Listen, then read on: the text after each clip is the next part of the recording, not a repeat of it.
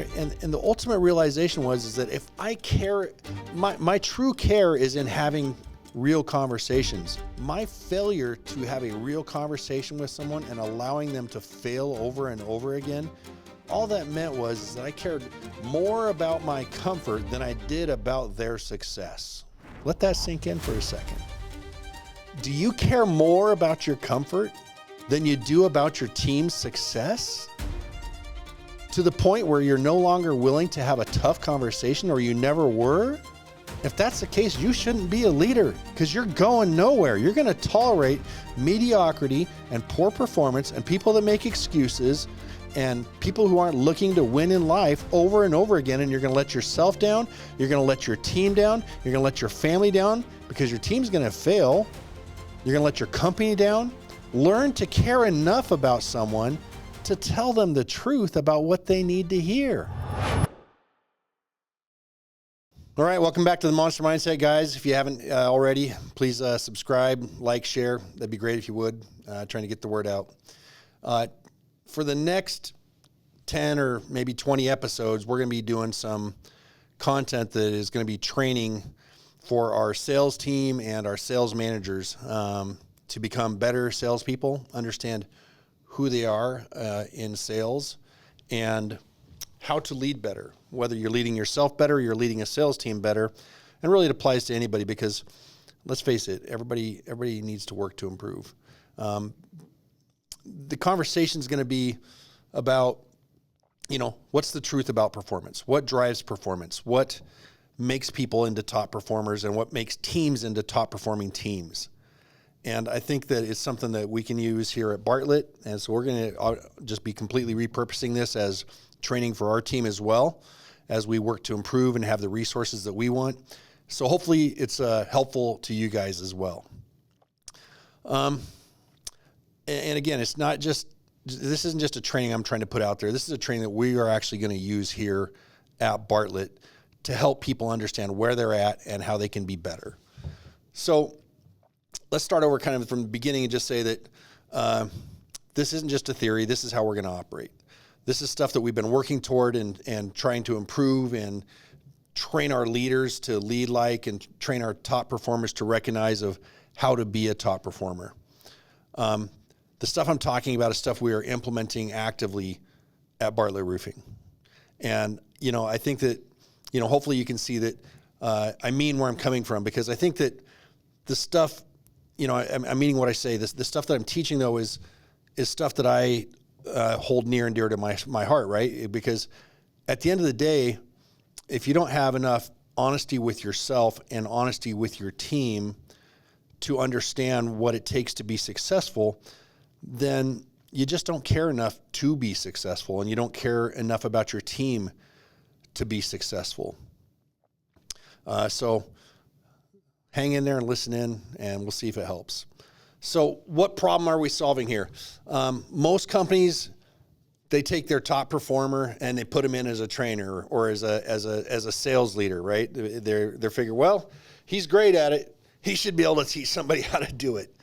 And the reality is what we found is that sales leadership and top performing salesperson most of the time are not going hand in hand. These are two different skill sets. One is hungry and chasing the sale and getting a thrill out of the sale.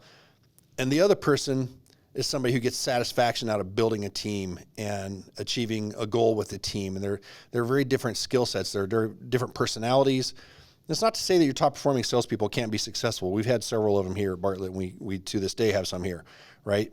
Some of our top reps have become great sales leaders and great sales managers.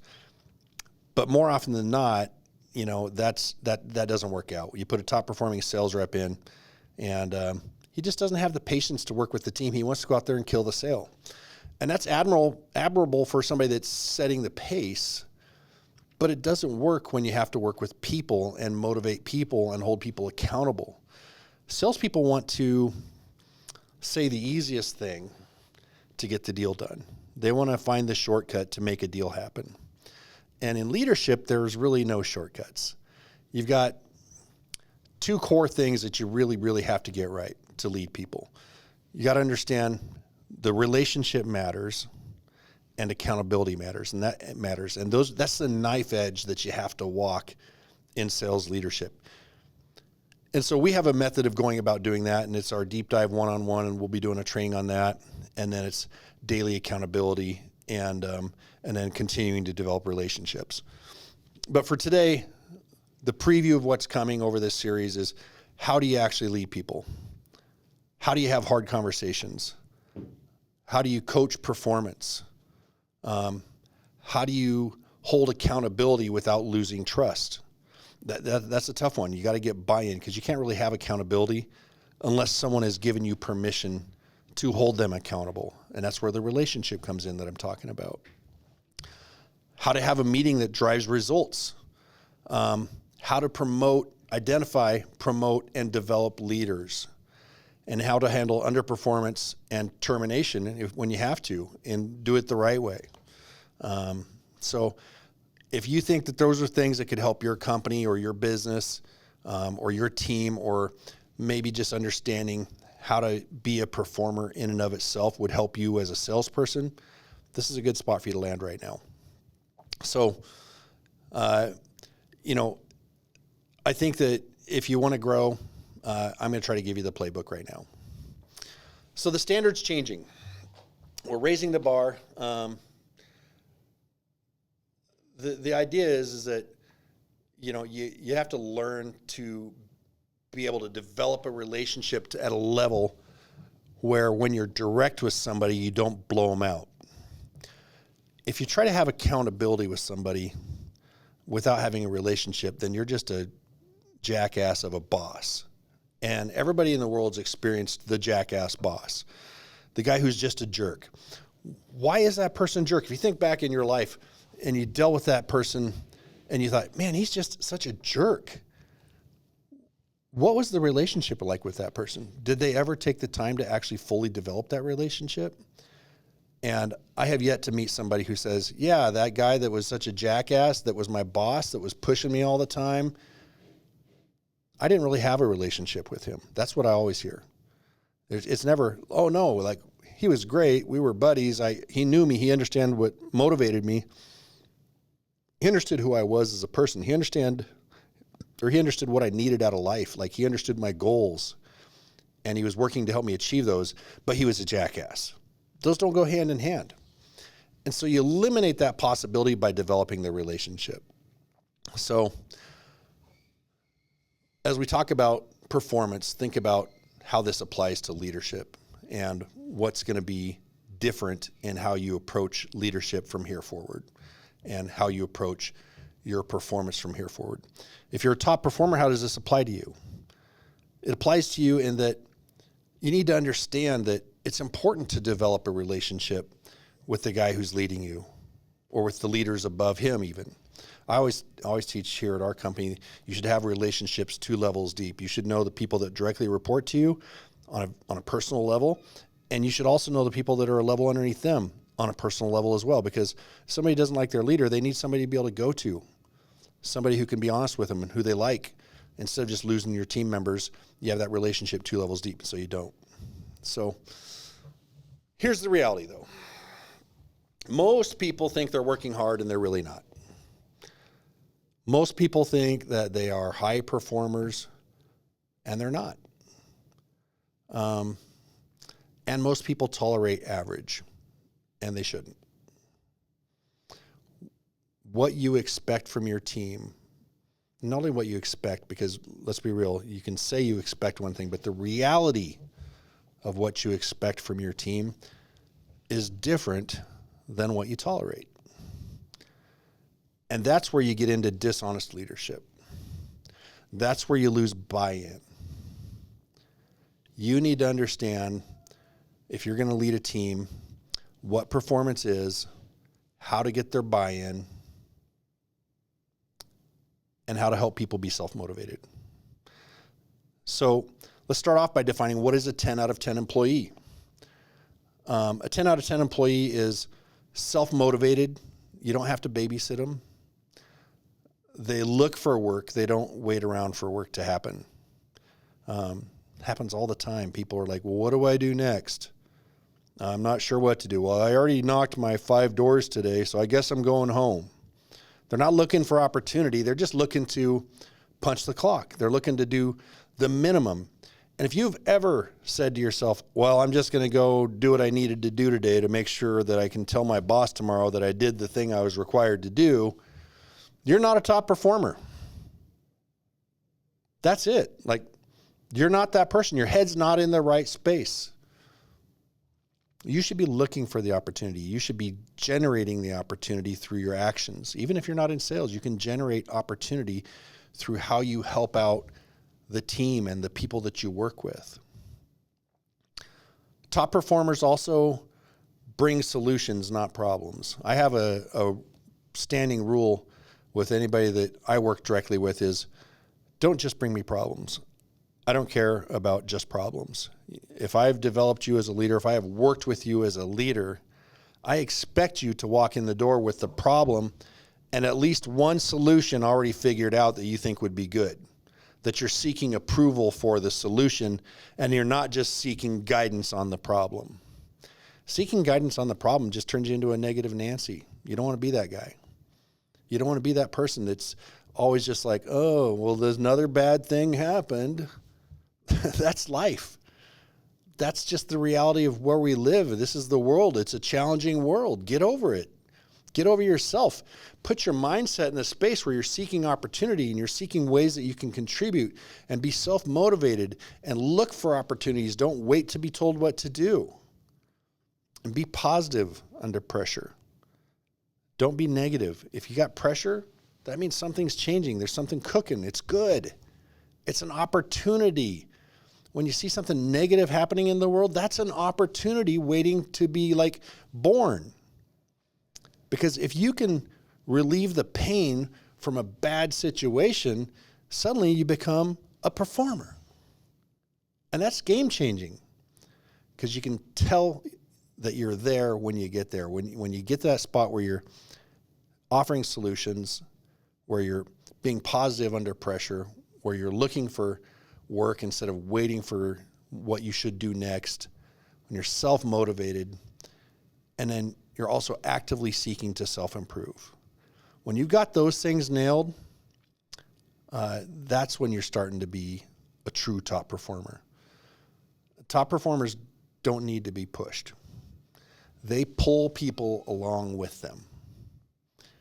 And if that's not you, you need to reevaluate how you're approaching life. Because if you're not approaching it in that way, at the end of the day, you're not going to go anywhere. So I hope you're happy with your job. I hope you're happy with doing what you're doing right now, because you're not going to do any better than that. If you want to do better than you're doing right now, you need to think like a top performer. So what does average look like?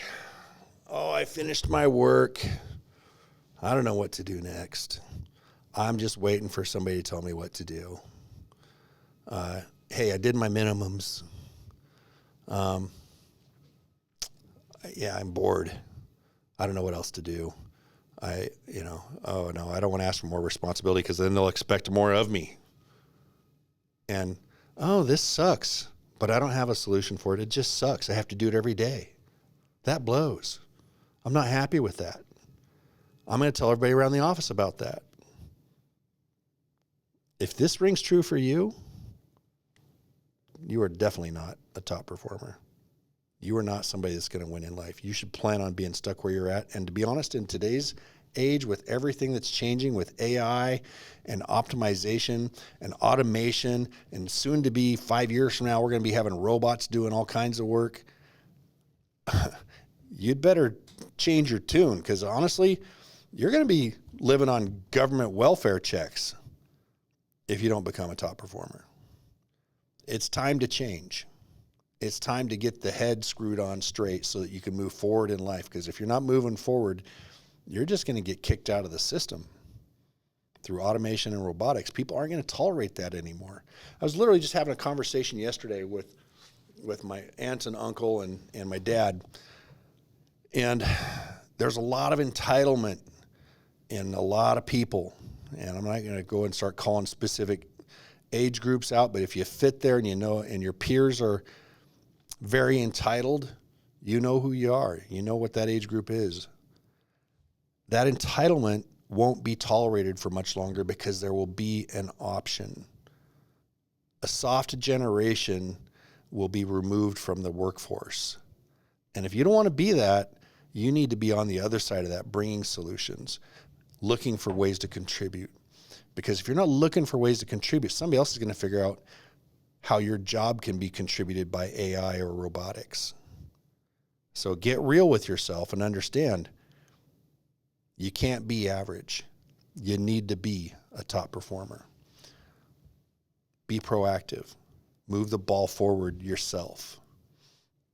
So, top performer, the truth about productivity is faster output equals more capacity.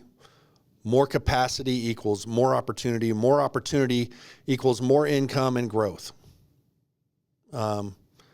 If you don't understand that, it's not rocket science. You should probably remove yourself to the welfare workforce now, because you're going to get moved there eventually anyway. Sometimes in the past, I used to get angry about people who didn't really make things happen with their lives. And, there came a point where I just realized that a large, I'd say majority of the population isn't truly self-motivated.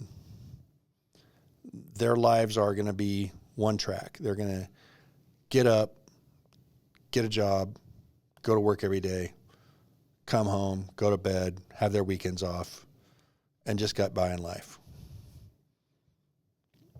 I decided a long time ago that wasn't for me. I don't think I was ever that way, honestly. Like, I've always been driven to try to make something different happen. I grew up super broke, and so I didn't want to live that life. I wanted success, and I was willing to pay the price to get it. So if this stuff rings true, one of the keys to success is becoming a real leader. Because, and actually, you know what? Honestly, like, this one thing is, I've always said, to have success, you're going to have be a great leader. This is the one time in history where that may not be true if you're good enough with AI. We're seeing companies, the guy that started OpenClaw, he worked on OpenClaw for a few months, and then he sold it to OpenAI for over $1 billion. One-man show. That's insane. Literally insane. One-man show that you can do that. So the world is changing. But most of the time, you're not going to be able to make it happen without a group of people around you. I know I can't make it happen without a group of people around me right now. We've got a lot going on, a lot of things changing all the time. We're adapting with the times. We're staying on top of the AI stuff, implementing new tools. And you have to own your leadership. You have to look at it and say, mediocrity in my company doesn't exist unless I give it permission to exist. And that's a lack of accountability. It's a lack of clear expectations. Most of all, and hey, I'm going to be honest with you, this is the thing I struggle with the worst, is the follow through, like doing the consistent accountability meetings and staying on top of things and making sure I'm communicating at a high enough level to ensure that my team is consistently performing at a high standard. I'm a creator. I like to make things and change things, and so that, the repeat meetings, those are brutal on me. But the reality is you do what you got to do. I got to look for the positive in it. I got to look for the things that are going to be the positive outcomes from it. And I got to get in there and I just got to grind sometimes. Even though I don't feel like doing a certain thing, I got to do the thing. Because that's what it takes to be a winner. That's what it takes to be a top performer. Because I'm looking at it and saying, hey, there's solutions. There's things that I can own. There's initiatives that I can drive forward. And if you want to be a leader, you got to have high expectations. You got to have great follow through. And you can't allow mediocrity in your organization or your team. Things that frustrate me, lack of self-motivation, I was making a joke the other day to someone that there was a person that was standing right in the way of everybody in a busy sidewalk, just taking up a lot of space. And I said, they're a tulip. In their last life, they were planted and they didn't know how to move, and they had no self-awareness other than where's the sun. And I think I thought it was funny because it just, their self-awareness, their lack of motivation, their lack of urgency to do anything was screaming out loud from them as a human being. They needed somebody to give them direction. If that's your team, you probably got the wrong person on the team. Don't tolerate the mediocrity. Don't tolerate people that are going to be negative all the time. Don't tolerate people who don't know how to move themselves. Don't tolerate people who are content just standing in the sun and not actually going somewhere with expectation, with a mission, with a purpose, with a plan. And that's up to you as their leader to teach them how to do that. So set clear performance expectations. Have regular accountability. Don't tolerate people who are coasting. And there's ways to do that. You know, we'll get into that more in another one, but you can have those hallway conversations. You can have direct coaching. You can follow that up with performance improvement programs to escalate an issue if you need to. And then you can do a soft firing, you know, let people go when they just aren't performing, right? Or find them a different seat on the bus. There's things that you can do as a leader, and you need to get comfortable with those skills. I think the core thing that you have to get right as a leader is you have to become comfortable with uncomfortable conversations. And it took me a long time to figure this out. It took me years to figure this out, years of leading people. And there was a switch that flipped in my brain one day that made me suddenly really comfortable with uncomfortable conversations. And the flip that switched was a situation where I had a guy that was underperforming, and every month I was helping him out. And he just needed a draw to make his rent one more month. And then the next month is the same story. I'm just a little bit short. And I knew he wasn't performing at his top expectation, at his top level, right? He wasn't being self-motivated. He wasn't making sure that his sales pipeline was full. And so one month I just got tired of it. And I said, you know what, man? Sorry, I'm not doing it anymore. I've done that for like the last 5 months in a row. And you've made your own bed. You've told me several times over this would be the last time that this needs to happen. And it's happening month after month. It's become clear to me that this is your expectation, is that if you underperform, and I was kind of frustrated about it, but if you underperform, I'm going to bail you out. And I've done it over and over again, and I'm not going to do it anymore. And wouldn't you know it, the very next month after I had a hard conversation with this guy, he was successful. He went out and sold twice as much as he'd ever sold before, and he never had to have a draw again. He always made sure that his pipeline was full, that he had deals going through, that he had money saved up, because he knew there was no longer somebody that was going to bail him out. He was in a place where he understood that his performance, his livelihood depended upon him, because I actually had a hard conversation with him. And I spent a lot of time pondering this issue. Why did it have to happen that way? It had to happen that way because I had to be comfortable with an uncomfortable conversation of telling somebody when they're underperforming, and care enough about them to tell them why they were underperforming, because it was a long conversation. I had to tell them, like, this is something you've become dependent upon. Your underperformance has been something that I am enabling you. You know, it's kind of like, you know, somebody being an alcoholic, you know, it's like, oh, yeah, let me buy you a drink, right? You're enabling them. Don't tempt people who are tempted by laziness with an easy road, with a way out. Don't give them that. If there's no way out, they're going to perform. And the ultimate realization is that if I care, my true care is in having real conversations.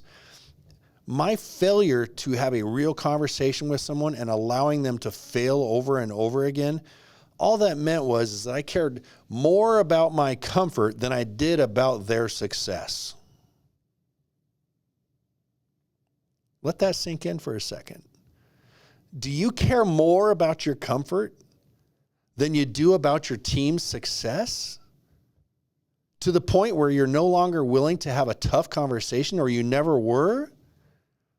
If that's the case, you shouldn't be a leader, because you're going nowhere. You're going to tolerate mediocrity and poor performance and people that make excuses and people who aren't looking to win in life over and over again. And you're going to let yourself down. You're going to let your team down. You're going to let your family down, because your team's going to fail. You're going to let your company down. Learn to care enough about someone to tell them the truth about what they need to hear. And don't wait to do it. Do it now. Make it happen. Because otherwise you're just a selfish jerk. If you don't care enough about them to tell them what they need to know, you're just being selfish. Being transparent and honest with someone is not a fault. That's a win. That's a way that a leader can show that they care to someone that they've developed a relationship with, that they've gotten some buy-in with. And I think that's really the true core belief that I have through all of this, is the nicest thing that I can do for anybody that works for me is to expect more of them. My expectation being high and my true belief that they should do better than they're doing is going to affect their personal lives, their family, my company, my family, people they lead, people I lead. It's going to affect all of them, because I care enough to have a hard conversation, and I care enough to expect more of them than they're comfortable just giving on their own. So think about those principles. I hope it helped. We're going to get more into the nitty-gritty of it. I just wanted to lay the groundwork about what to expect for the next several episodes. And hopefully you can begin to understand the concept of what it means to be a top performer and what it means to be a real leader through what I just laid out. Thanks.